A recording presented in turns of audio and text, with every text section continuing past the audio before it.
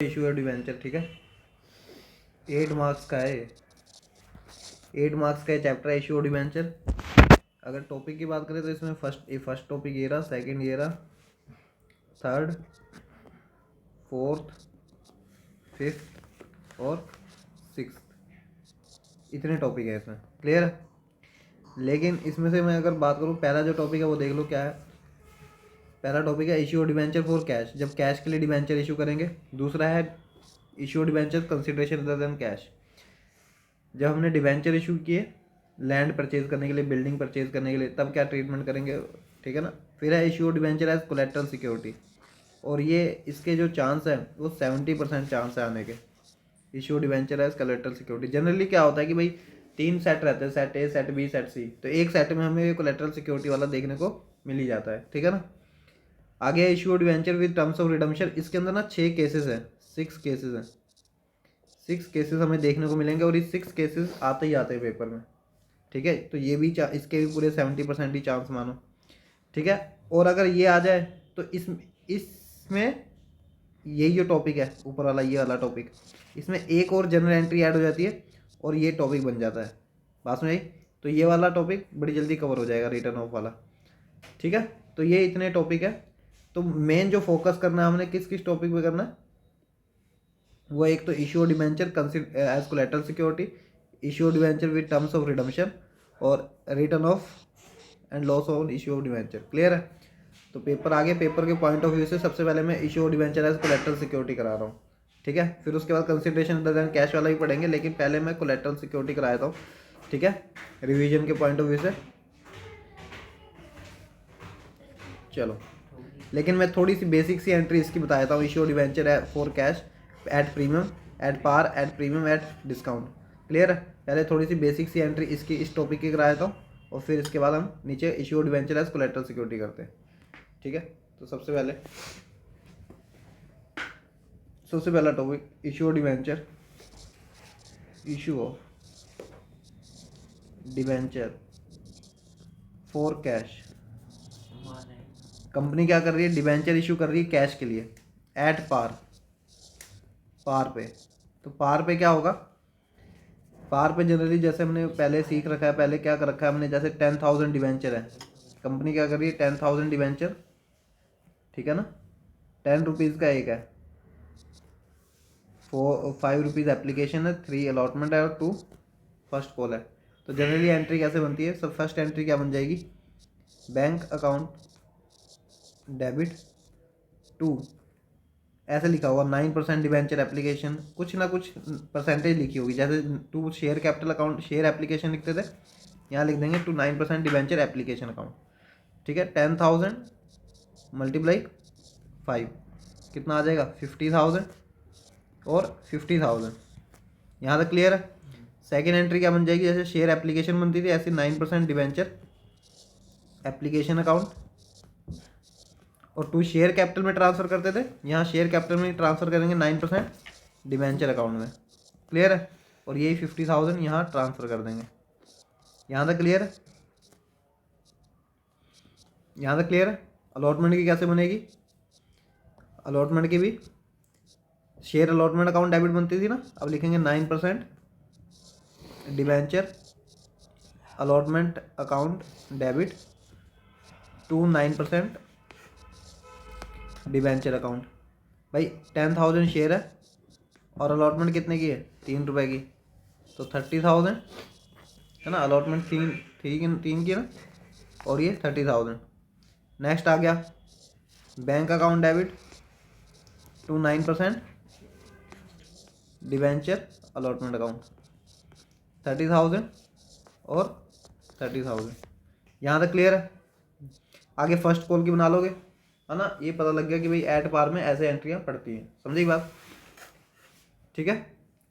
ये at par की एंट्रियाँ होगी।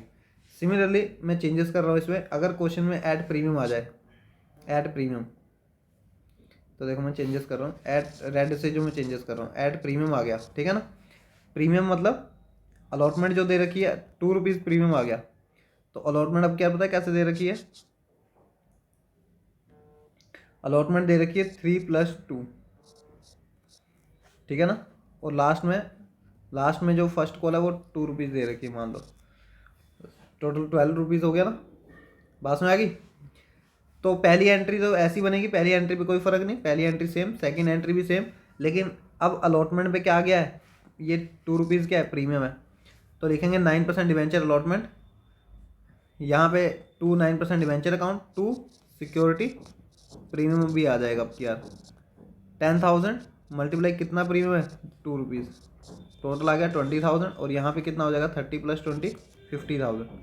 क्लियर हो गया। अगर ऐड प्रीमियम केस दिया तो ये हो जाएगा, समझी बात, ठीक है। यहाँ तक अगर ऐड डिस्काउंट होता, जैसे फॉर एग्जांपल 10,000 शेयर है, 10,000 डिवेंचर्स है, 10 रुपीज़ का एक डिवेंचर है और 2 रुपीज़ डिस्काउंट है, तो क्या हो जाएगी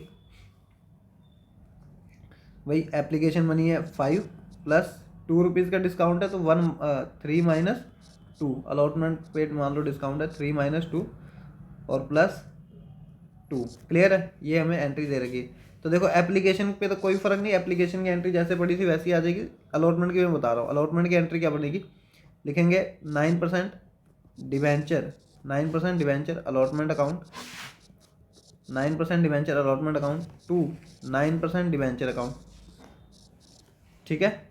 और जो डिस्काउंट है ना, जो डिस्काउंट है वो प्लस कर देंगे, discount on issue of debenture.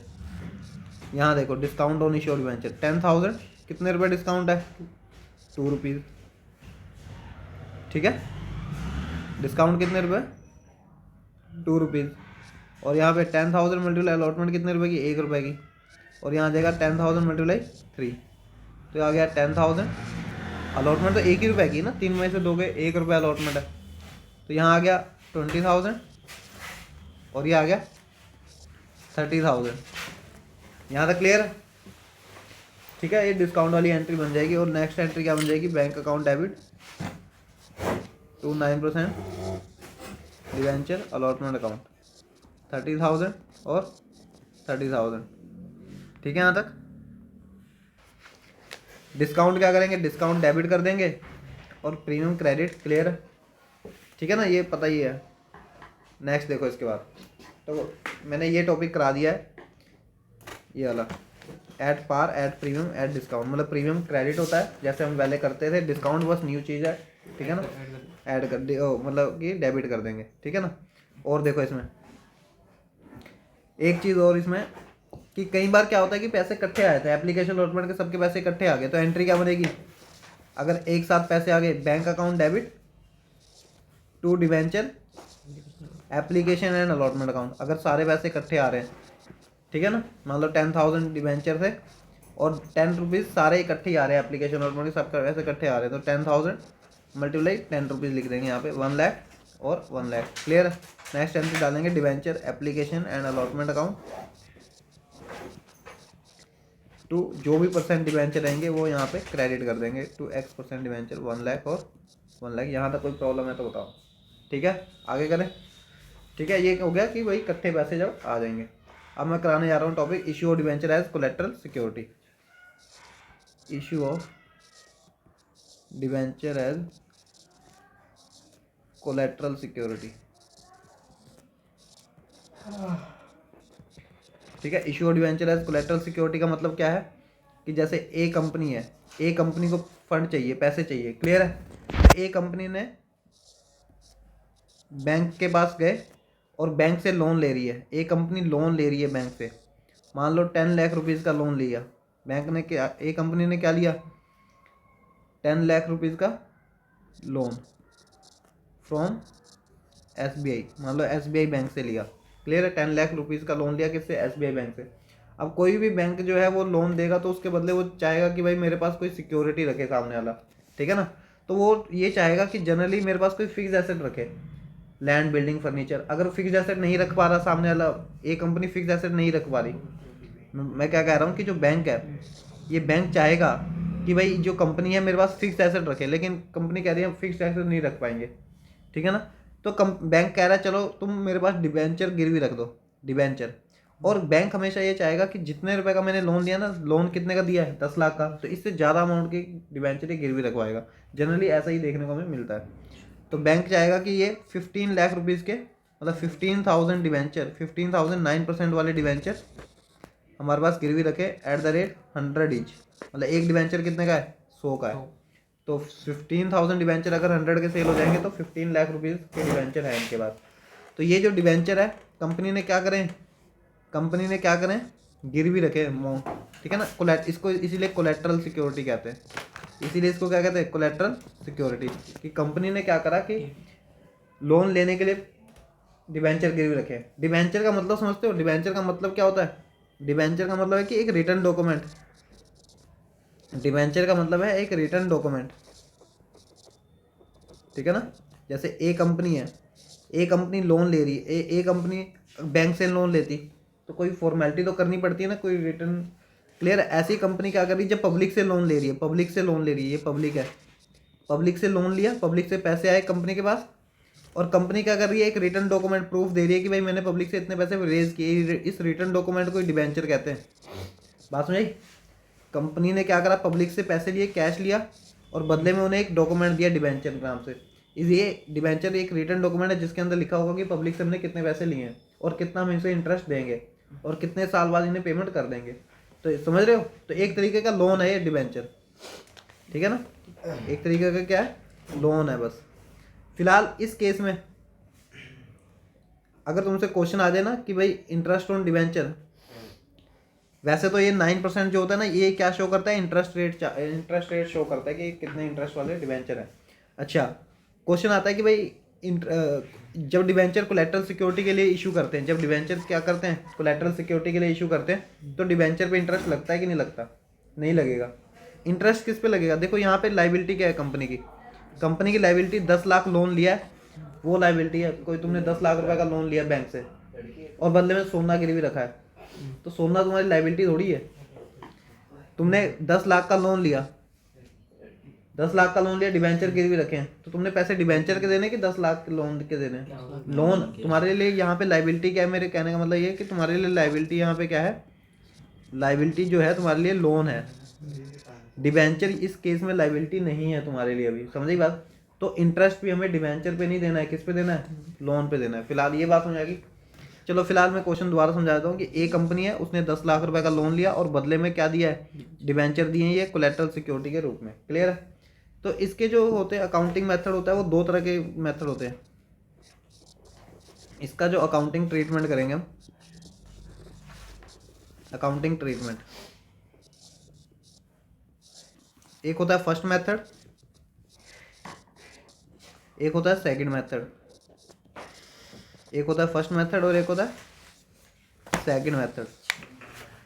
First method में क्या होगा, फर्स्ट मेथड में ये बोलते हैं कि तुम बनाओ ओनली बैलेंस शीट, ये बैलेंस शीट बनाने को कहेंगे, ओनली बैलेंस शीट बनाएंगे हम इसे। सेकंड मेथड में क्या होगा, ये कहेंगे जब कि जर्नल एंट्री भी बनाओ और बैलेंस शीट भी बनाओ। क्लियर है। जब भी बैलेंस शीट का नाम आया था तो इसके साथ नोट्स टू अकाउंट का मतलब नोट्स टू अकाउंट भी प्रिपेयर करना ही करना है, बैलेंस शीट के साथ ही चलता है वो। क्लियर है। तो मैं फर्स्ट मेथड करा रहा हूँ जिसमें वो कह रहे हैं कि ओनली क्या बनाओ, बैलेंस शीट बनाओ, ठीक है ना। फर्स्ट मेथड फॉर्मेट बना लूँ मैं,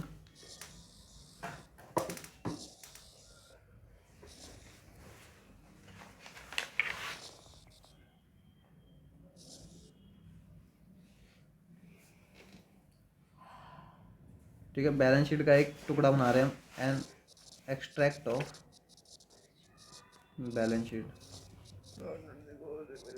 particular note number amount, first equity and liability, equity and liabilities. इसके अंदर क्या आ जाएगा, इक्विटी एंड लायबिलिटीज के अंदर क्या आ जाएगा, शेयर होल्डर फंड है ना, पता ही है। इसके अंदर आ जाएगा शेयर होल्डर फंड। तो सेकंड नंबर पे क्या आता है, नॉन करंट लायबिलिटी। इसके अंदर आया था शेयर होल्डर फंड के अंदर फिलहाल नॉन करंट लायबिलिटी, ठीक है ना। और इसके अंदर एक पॉइंट आता है जिसका नाम होता है long term borrowing, long term borrowing. जो हम बैंक से लोन ले रहे हैं वो लॉन्ग टर्म बोरिंग ही है कि भाई लंबे समय के लिए लोन ले रहे हैं। क्लियर है। ये बैलेंस शीट का फॉर्मेट बन जाएगा। फिर बनाएंगे हम नोट्स टू अकाउंट का फॉर्मेट।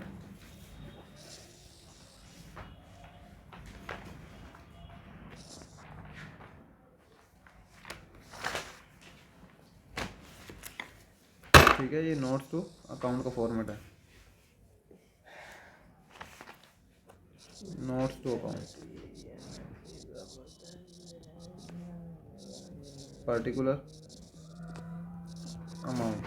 ठीक है, नोट्स टू अकाउंट में सबसे पहले आ जाएगा लॉन्ग टर्म बोरिंग, सबसे पहले आ जाएगा लॉन्ग टर्म बोरिंग।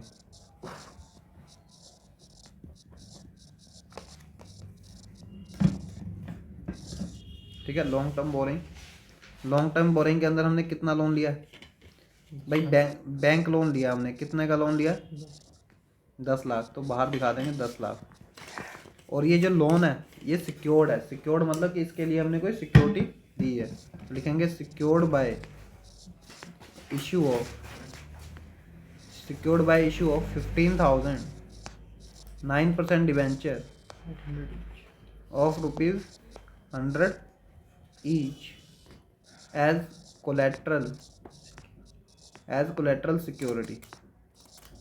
बात समझ आ रही है, क्लियर है, बस इतनी इंफॉर्मेशन लिखेंगे। और लॉन्ग टर्म बोरिंग के आगे नोट नंबर 1 लिखेंगे, इसके आगे नोट नंबर 1 और इसके आगे लिख देंगे 10 लाख रुपीज़। क्लियर है, ये हो गया, ये होगी balance sheet, an extract of balance sheet हमने बना दी। क्लियर है, यहाँ ना कोई प्रॉब्लम। ये हो गया फर्स्ट मेथड जिसमें ओनली बैलेंस शीट बनाने को ये कहेंगे। क्लियर है, फर्स्ट मेथड ये हो गया। सेकंड मेथड क्या होगा, ये हो गया फर्स्ट मेथड, ठीक है ना, फर्स्ट मेथड हो गया। अब सेकंड मेथड में मैंने क्या कहा था कि ये जनरल एंट्री भी बनाने को कहेंगे और बैलेंस शीट भी। तो जनरल एंट्री क्या बनेगी, जनरल एंट्री देख लो, जनरल एंट्री बनेगी, पहली जनरल एंट्री बनेगी क्योंकि हमारे पास पैसे आ रहे हैं तो bank account debit, second method करा रहा हूँ, टू बैंक लोन, कितना लोन लिया हमने, 10 लाख और 10 लाख। और जब भी डिबेंचर इशू करते हैं सेकंड एंट्री क्या बन जाएगी, जब भी हम डिबेंचर इशू करते हैं तो डिबेंचर को क्रेडिट करते हैं, तो 10% या 9% डिबेंचर थे ना, 9% डिबेंचर, 9% डिबेंचर। ठीक है, और क्योंकि ये डिबेंचर अभी हमारी लाइबिलिटी नहीं है, सस्पेंस में, लाइबिलिटी बन जाएगी जब हम इसकी पेमेंट नहीं करेंगे। फिलहाल ये सस्पेंस में, इसलिए debenture suspense account debit to 9% debenture. यहाँ लिखेंगे कितने के डिबेंचर थे, वो 15 लाख के थे, है ना, क्योंकि 15,000 डिबेंचर थे तो 15 लाख यहाँ तक। क्लियर है, तो दो एंट्री ये बन जाएगी, bank account debit to bank loan 10 lakh 10 lakh और debenture suspense to 9% debenture. Clear है। अच्छा, बैलेंस शीट जो रहेगी वो सेम रहेगी, उसमें कोई चेंज नहीं, चेंज आ जाएगा नोट्स टू अकाउंट में। नोट्स टू अकाउंट में क्या करेंगे, बस नोट्स टू अकाउंट में चेंज आ जाएगा, लिखेंगे यहाँ पे, लिखेंगे issued 15,000 9% debenture of ₹100 each as collateral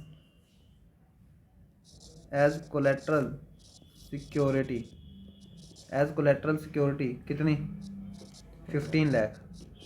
clear है, इसमें माइनस कर देंगे डिबेंचर सस्पेंस, कितना माइनस कर देंगे, 15 लाख, और ये बाहर शो कर देंगे नील। ठीक है, ये और ये 10 लाख जो है यही शो कर देंगे यहाँ पे। क्लियर है, ठीक है ना।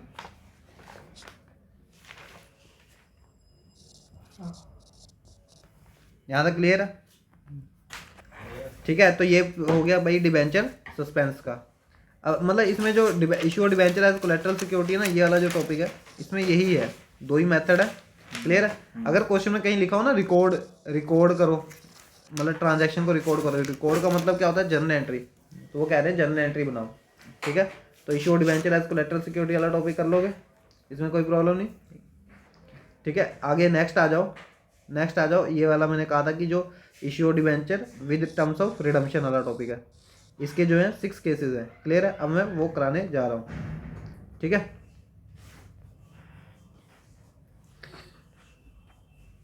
देखो वो देखो, 2 मिनट देखो, इसके बाद चलो देखो, इसमें इसके 6 केसेस हैं।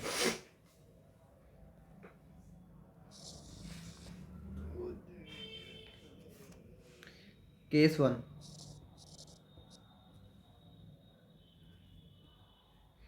दो मिनट, हाँ जी, केस 1, केस 1 क्या बोला हुआ है इन्होंने, ये बोल रहे हैं इशूड एट, डिबेंचर जो इशू हो रहे हैं वो पार पे हो रहे हैं, पार यानी कि 100 रुपीज़ पे, और रिडीम एट पार, रिडीम भी किस पे हो रहे हैं, पार पे यानी कि 100 पे, इशू भी पार पे हो रहे हैं और रिडीम भी किस पे हो रहे हैं, पार पे। क्लियर है।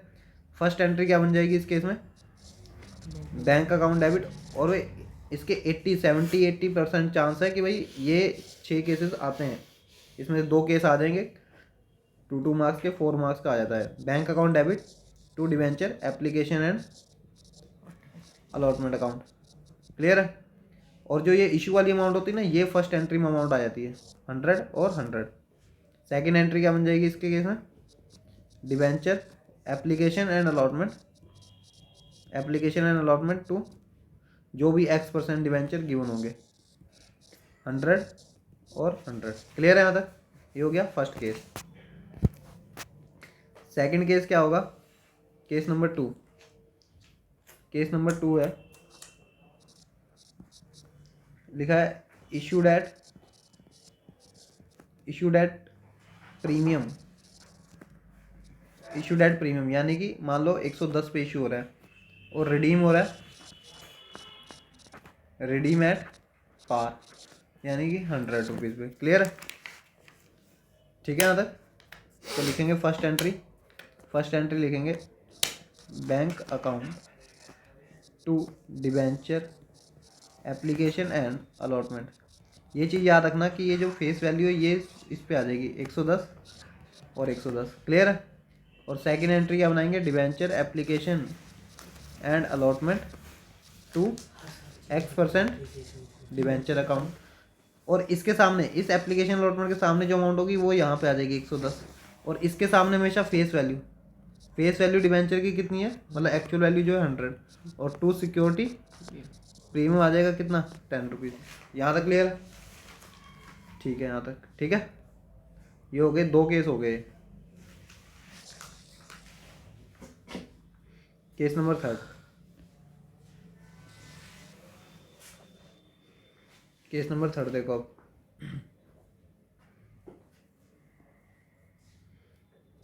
केस 3। ठीक है। लिखा है इशू जो हो रहे हैं इशूड एट डिस्काउंट यानी कि 90 रुपये पे इशू हो रहे हैं, रिडीम जो हो रहे हैं वो किस पे हो रहे हैं, एट पार पे ही। अभी पार पे तीनों केस देखो मैंने पार के लिए, रिडीम एट पार और रिडीम एट पार अभी, और लेकिन ये चेंज करता रहा इशू की जो, ठीक है ना। देखो जरा क्या ट्रांजेक्शन लिखेंगे इसकी, bank account to debenture application and allotment, क्या एंट्री डालेंगे 90 और 90। सेकेंड एंट्री क्या बनाएंगे, डिवेंचर एप्लीकेशन एंड अलॉटमेंट 90 है ना, 90 लिखेंगे यहाँ पे, टू X% डिवेंचर अकाउंट, और इसके सामने हमेशा क्या बताया मैंने, फेस वैल्यू। भाई इशू वाली अमाउंट ये फर्स्ट है इसमें जाएगी। क्लियर है। और discount on issue of debenture किधर आ जाएगा, discount on issue of debenture कितना आ जाएगा, डेबिट साइड 10 रुपये डिस्काउंट का। क्लियर है यहाँ तक, कोई प्रॉब्लम इसमें। केस 4 पे आ जाओ। केस 4 क्या है, इशूड एट पार 100, लेकिन अब रिडीम में करता जाऊँगा, रिडीम जो हो रहे हैं वो प्रीमियम पे हो रहे हैं, रिडीम एट प्रीमियम 110। यहाँ तक क्लियर है। तो फर्स्ट एंट्री क्या आ गई, bank account to debenture application and allotment, कितनी अमाउंट आ जाएगी 100 और 100। नेक्स्ट एंट्री क्या आ जाएगी, डिवेंचर एप्लीकेशन एंड अलॉटमेंट 100 और 2X% डिवेंचर अकाउंट, भाई 100, इसके सामने भी फेस वैल्यू, इसके सामने वो अमाउंट आएगी, मतलब इसके सामने वो अमाउंट आएगी जो ऊपर वाली एंट्री में होगी। क्लियर है। और ऊपर वाली एंट्री में हमेशा इशू वाली अमाउंट आती है। अच्छा, to premium on redemption, premium redemption कितना है? 10 रुपीज़ है, ठीक है ना। जो रिडम्पशन पे प्रीमियम, ये रिडम्पशन पे प्रीमियम कितना, 10 रुपये, 110 तभी बना। तो देखो इशू जो हमने किया 100 रुपये में, और जब वापस ले रहे हैं वो अपना डिवेंचर तो 110 में, तो 100 की चीज़ 110 में ले रहे हैं, तो लॉस हो गया कितने का, 10 का। बात समझ आ रही है? 100 की चीज़ हम कितने में ले रहे हैं वापस, 110 में ले रहे हैं, तो loss on issue of debenture कितना हो गया, 10। Loss on issue of debenture 10। Clear है यहाँ तक? कोई प्रॉब्लम नहीं। नेक्स्ट देखो, इसके बाद नेक्स्ट लिखा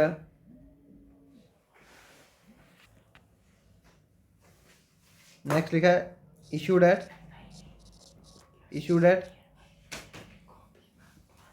डिस्काउंट 90, लेकिन रिडीम जो हो रहे हैं वो किस पे हो रहे हैं, एट प्रीमियम, मान लो 110 पे, ठीक है। तो फर्स्ट एंट्री क्या बन जाएगी, bank account debit to debenture application and allotment 90 और 90। फर्स्ट इशू वाली अमाउंट इसमें आ जाएगी। सेकेंड अमाउंट क्या बन जाएगी, सेकेंड एंट्री क्या बन जाएगी, डिवेंचर एप्लीकेशन एंड अलॉटमेंट 92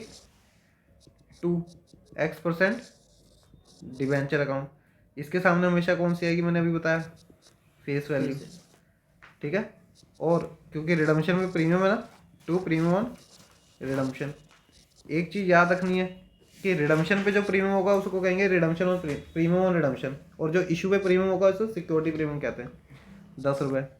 तो फिर से यहाँ पे डिफरेंस कितना आ गया, यहाँ पे डिफरेंस आ गया 20, और ये 20 क्या है, loss on issue of debenture, loss on issue of debenture.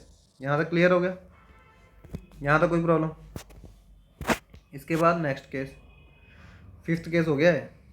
इसका next case, case number last and 6th case, कि इशूड तो हो रहे हैं, इशूड हो रहे हैं एट प्रीमियम 110 पे, और रिडीम हो रहे हैं कितने पे, एट प्रीमियम 115 पे, ठीक है, 115 पे। तो फर्स्ट आ गई bank account debit to debenture application and allotment 110 issue वाली अमाउंट आ गई। क्लियर है? नेक्स्ट आ गई debenture application and allotment 110 X% debenture account. X% debenture account कितना आ गया, इसके सामने हमेशा फेस वैल्यू। अब क्योंकि सिक्योरिटी प्रीमियम भी है अब की यार, तो क्योंकि इशू के टाइम भी प्रीमियम है 10 रुपये, और रिडम्पशन के टाइम भी प्रीमियम है, टू प्रीमियम ऑन रिडम्पशन कितना है, 15 रुपये, 15। तो डिफरेंस जो आ गया वो कितना आ गया, 15 ही आएगा balance figure, loss on issue of debenture. Clear है? कोई प्रॉब्लम? तो ये 6 केस हो गए, ठीक है ना, यहाँ तक क्लियर है? अच्छा, कोई प्रॉब्लम यहाँ तक? इसके बाद नेक्स्ट जो टॉपिक है वो है हमारा रिटर्न ऑफ, ये रिटर्न ऑफ लॉस या डिस्काउंट ऑन इश्यू डिवेंचर। इसको राइट ऑफ करेंगे, हाँ, इसको राइट ऑफ मतलब ख़त्म करेंगे, ठीक है ना। अब मान लो यही क्वेश्चन है, इस क्वेश्चन के ये जो लॉस है इसको राइट ऑफ करने के लिए कह रहे हैं, ठीक है ना, 15 रुपीज़ को राइट ऑफ करने के लिए कह रहे हैं। एक चीज़ याद रखना कि जो राइट ऑफ होगा, रिटर्न ऑफ होगा, वो होगा from security premium reserve. Clear है? सिक्योरिटी प्रीमियम रिजर्व, पर रिजर्व वर्ड इस साल नहीं लगाना। क्लियर है? चलो, सिक्योरिटी प्रीमियम से राइट ऑफ करेंगे हम इसे। क्लियर है? कई बार क्वेश्चन में कैपिटल रिजर्व दिया होगा, कैपिटल रिजर्व का सहारा नहीं लेना राइट ऑफ करने के लिए, बस किसका सहारा लेना है, सिक्योरिटी प्रीमियम का। अगर सिक्योरिटी प्रीमियम में इनफ अमाउंट नहीं है राइट ऑफ करने के लिए, तो हम किसका सहारा लेंगे, स्टेटमेंट ऑफ पीएनएल का, वो पीएनएल में डाल देंगे। क्लियर है?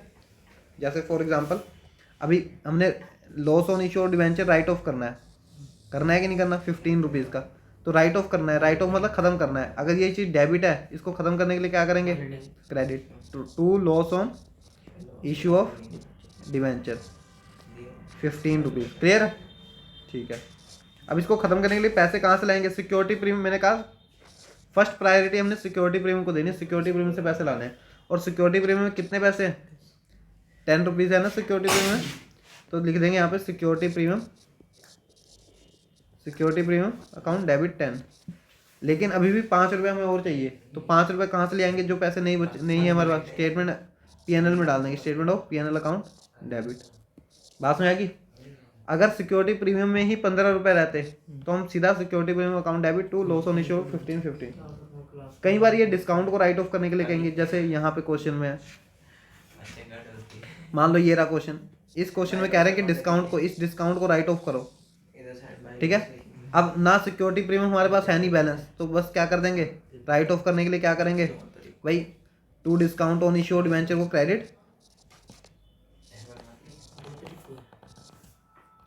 10 रुपीज़, और डेबिट किसको कर देंगे जब सिक्योरिटी प्रीमियम नहीं है, statement PNL account debit. Clear है?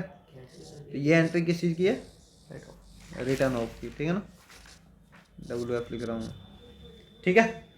तो ये इतने टॉपिक कवर करा दिए इसके अंदर 3-4, तो इन चारों टॉपिक की रिवीजन करो जल्दी से, ठीक है ना, और ये तैयारी करो इनकी ढंग से, ठीक है। कौन कौन से टॉपिक कराए, एक तो ये करा दिया है, एक ये कोलेटरल सिक्योरिटी, और ये एक 6 केसेस, और एक ये राइट ऑफ।